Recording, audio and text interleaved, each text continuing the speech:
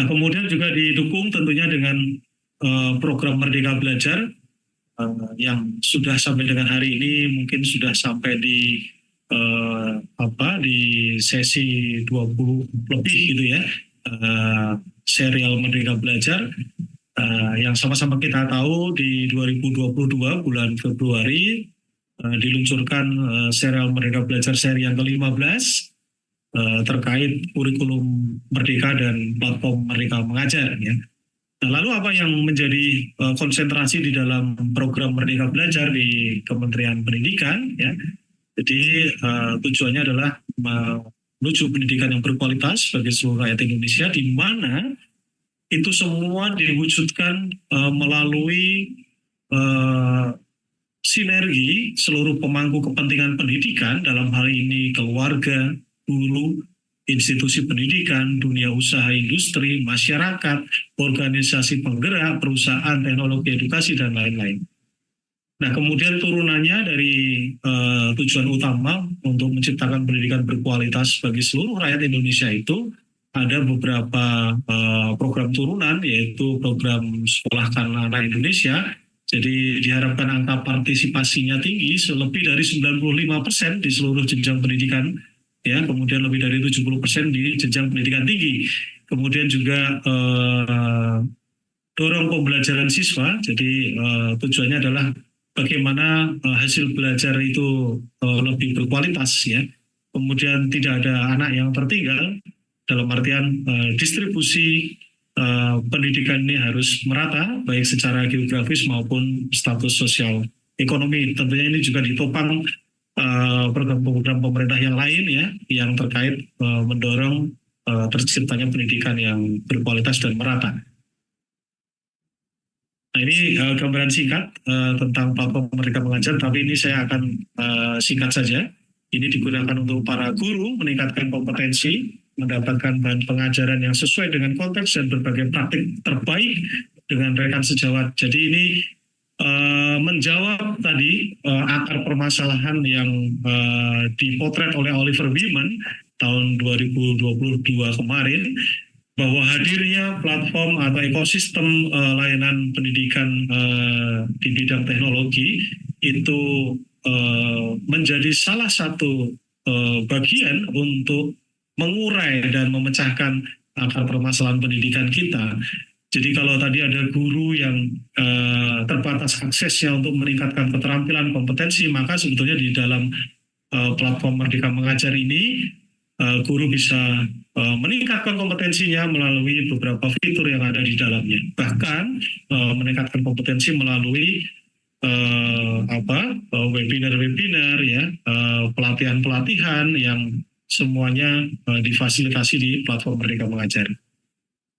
Kemudian juga ada rapot pendidikan, jadi sebuah platform yang memberikan seluruh stakeholder pendidikan, baik dinas di daerah, kepala sekolah, guru, ya, untuk bisa melihat laporan yang terintegrasi mengenai hasil atau capaian literasi, numerasi, karakteristik siswa, iklim lingkungan pembelajaran, termasuk stunting, kemudian ada hal-hal yang terkait dengan kekerasan di lingkungan sekolah dan lain sebagainya, itu juga terpotret.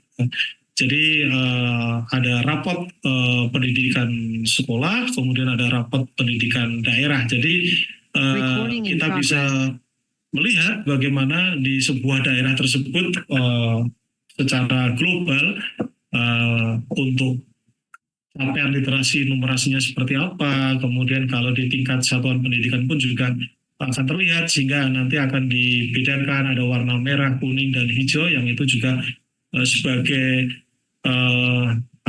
sebagai indikator bahwa yang merah ini berarti memang masih butuh untuk ditingkatkan, kemudian yang kuning ini akan lebih lagi ditingkatkan, kemudian yang hijau adalah capaian yang sudah cukup baik gitu ya. Nah, ini terkait salah satu platform yang ada di pemerintahan kita.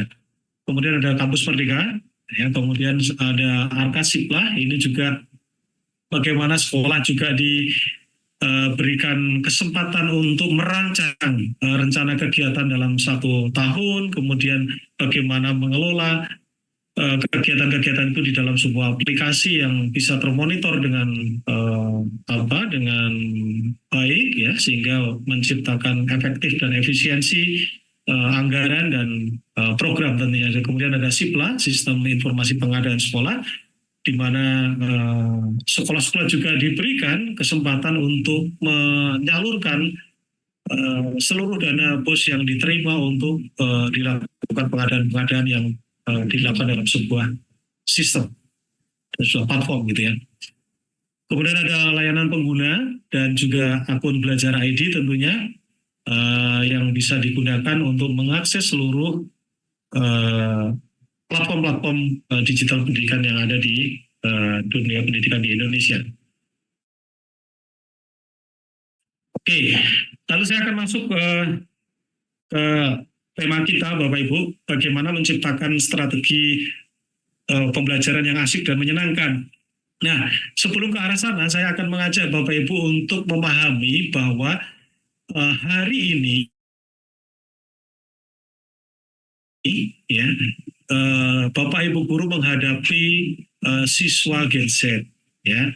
Apa itu siswa Gen Z? Kita bisa lihat, ya. Jadi kalau kita cek gitu Bapak Ibu ya, kalau di dalam masyarakat kita berusia 70 tahun, 1 tahun ke atas itu adalah generasi builders ya. Kemudian di usia 52 sampai 70 tahun itu ada usia baby boomers, dan usia builders dan baby boomers ini juga merupakan generasi sebelumnya yang akhirnya memberikan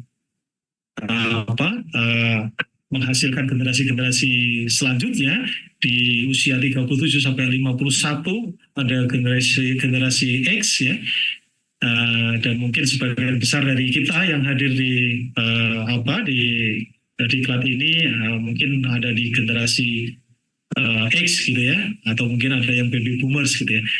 Kemudian ada juga yang generasi Y ya, usia 22 sampai 36 tahun. Dan rata-rata siswa kita itu adalah generasi Z di usia 7 sampai 21 tahun. Siapakah mereka?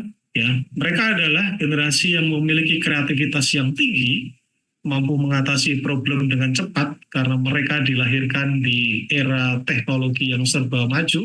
Mereka tumbuh dan dibesarkan oleh teknologi yang serba canggih. Bapak Ibu bisa kita cermati ya, mungkin kalau kita berbicara generasi Z gitu ya, 7 sampai 21 tahun ya, mereka sangat dominan di dalam penguasaan teknologi, dan ini mungkin tidak bisa kita debatkan ya, karena kita sebagai guru saja mungkin di dalam penguasaan teknologi ya, mungkin saja sebagian besar kita kalah dengan mereka. Contohnya adalah bagaimana mereka mengatasi problema di kompetensi teknologi. Mereka lebih cepat daripada kita, gitu ya. Mereka juga lebih cepat beradaptasi terkait dengan teknologi. Ya, kemudian masih ada generasi di under 7 ya, ada generasi Alpha. Namun yang akan menjadi pembahasan kita adalah generasi Z ini yang mendominasi, menjadi bagian dari apa yang sedang kita siapkan untuk menuju Indonesia emas di tahun 2045 gitu ya. Nah, ketika kita menghadapi generasi yang tumbuh dan dibesarkan oleh teknologi yang serba canggih, kemudian kita diperhadapkan dengan generasi yang memiliki kreativitas yang tinggi dan mampu mengatasi problem dengan cepat, maka kita sebagai pengajar atau pendidik tentunya kita harus memiliki banyak strategi sehingga mereka tidak bosan dengan apa yang menjadi proses yang dilalui dalam proses pembelajaran. Nah, penting bagi guru ya, memahami karakteristik setiap generasi siswa yang sedang dihadapinya. Nah, ini dalam setiap kali kesempatan saya berhadapan dengan Bapak Ibu guru, ini pasti akan saya tekankan gitu ya, bahwa setiap karakteristik yang ada di siswa kita itu memiliki keunikan ya.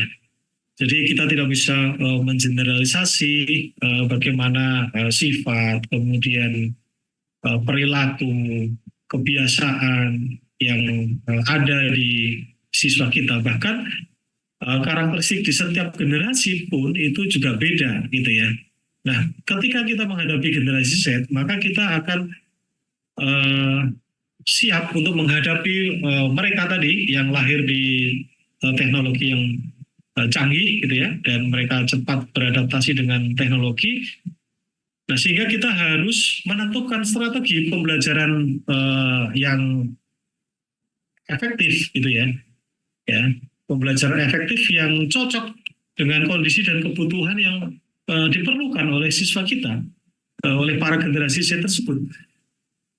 Sehingga saya sering juga menyampaikan kepada Bapak Ibu guru bahwa di setiap rencana pembelajaran yang akan disiapkan oleh guru, tentunya kita juga harus mendetilkan gitu ya, kira-kira dengan strategi tertentu kita menyiapkan bahan apa, kemudian kita menyiapkan sarana apa, kemudian strategi-strategi seperti apa yang akan kita kemas, sehingga ketika menyampaikan sebuah materi atau kompetensi yang hendak diberikan kepada siswa kita, kepada generasi Z ini, mereka dengan cepat bisa menerima, kemudian dengan cepat mereka bisa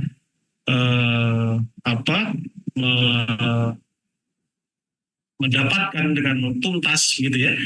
Nah, tetapi ketika kita menggunakan strategi yang mungkin tidak mereka sukai, tidak sesuai dengan kebutuhan mereka, tentunya ini akan menjadi masalah ya. Jadi tidak hanya capaian akademis dan pedagogi saja ya Bapak Ibu yang hendak kita capai, tapi sebetulnya kita juga diharapkan menumbuhkan karakter siswa kita, para generasi Z ini, karena ketika mereka dengan keunikan yang dimiliki, bagaimana kita mencoba untuk menggali dan menumbuhkan karakter di masing-masing siswa kita ini, supaya supaya mereka juga merasa diperhatikan, dihargai, dan benar-benar didampingi, sehingga ketika karakter siswa kita ini mulai tumbuh, maka sebetulnya tingkat kepercayaan diri, kemudian untuk bisa menerima apapun yang disampaikan oleh guru itu akan lebih mudah dengan baik gitu ya, bisa terjadi transfernya. Kemudian tadi tidak hanya capaian akademis, pedagogi, tapi juga menumbuhkan karakter siswa, tetapi juga bagaimana kita menciptakan agar siswa itu mencintai aktivitas belajar. Nah, ini salah satu hal yang memang saya tambahkan, bagaimana kita mencoba untuk membuat atau mengkreasikan supaya di dalam setiap perjumpaan kita dengan anak didik kita ini bisa memahami, bahkan mencintai setiap aktivitas yang kita rancang dan kita ciptakan di dalam kelas gitu ya. Dan ini menjadi PR tentunya bagi sebagian besar guru, karena tentunya membuat siswa ini mencintai aktivitas belajar, tentunya ini menjadi sesuatu hal yang butuh ekstra ya. Kenapa saya mengatakan demikian? Karena tentunya kita akan mengkaitkan hal tersebut dengan satu strategi, kemudian sarana, metode, ya, kemudian bagaimana kreativitas yang harus dimiliki oleh guru, sehingga menciptakan suasana belajar yang menarik, ya, sehingga siswa itu akhirnya mencintai aktivitas belajar tersebut, Sehingga ketika siswa sudah mencintai aktivitas belajarnya, maka uh, proses transfer knowledge-nya pun akan mudah dan berjalan dengan cepat dan sesuai capaian yang hendak diinginkan gitu ya. Nah tentunya hal ini akan menjadi hal yang sangat-sangat penting bagi kita semua terkait bagaimana kita memiliki tujuan sebagai pendidik untuk menciptakan pembelajaran yang asik dan menyenangkan. Lalu ada lagi Bapak Ibu yang penting dicermati oleh guru. Ya, jadi penting bagi guru yaitu mulai terbiasa menggunakan sarana pembelajaran dengan beragam pilihan metode. Ya, apalagi sekarang kita juga diperhadapkan dengan teknologi digital ya yang beragam, ya, yang beragam, sehingga di setiap waktu itu akan muncul teknologi-teknologi baru yang sekiranya kita harus cermat untuk bisa menggunakannya sebagai sarana. Ketika tahun 2008 ya, September 2008 Facebook itu mulai masuk di Indonesia, kemudian ada beberapa yang sudah memiliki akun ya, masih awam tentunya, tetapi ketika tahun demi tahun berjalan gitu ya, Facebook itu juga digunakan sebagai sarana pembelajaran ya. Apakah bisa? Bisa.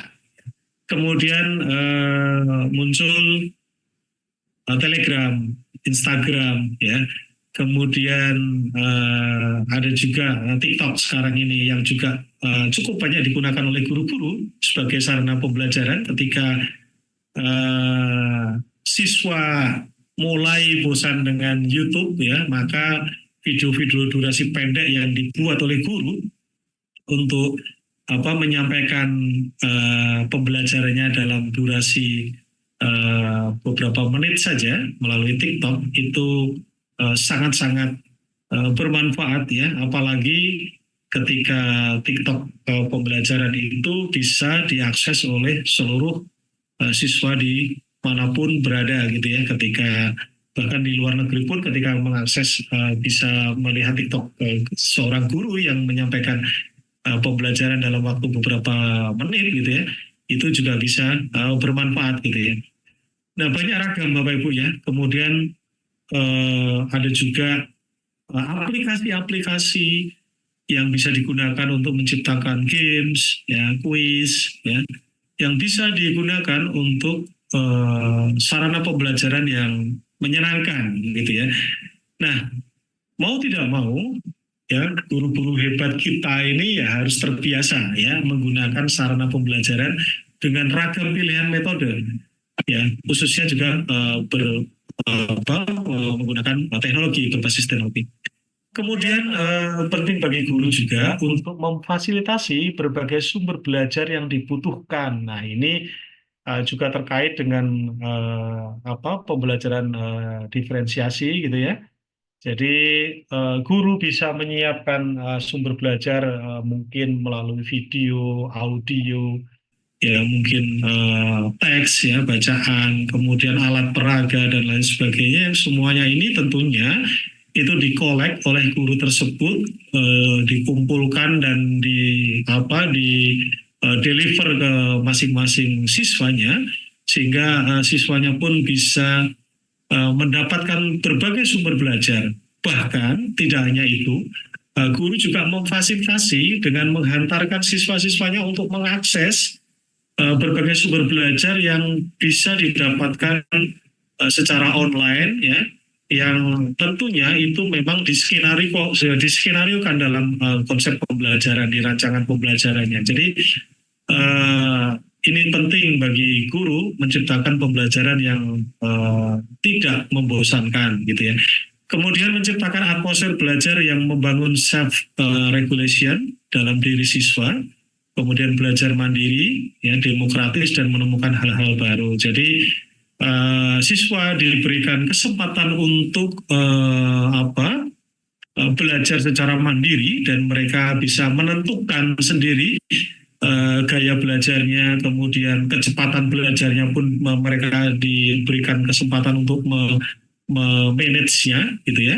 Kemudian mereka juga diberikan kesempatan untuk menemukan hal-hal baru, mungkin dengan menghantarkan menggunakan proyek-proyek kelompok yang bisa diciptakan sehingga mereka sangat leluasa untuk mengkreasi belajarnya untuk membuat sebuah proyek pembelajaran, gitu ya. Nah, ini penting bagi guru di era transformasi digital dan berhadapan dengan para generasi Z ini.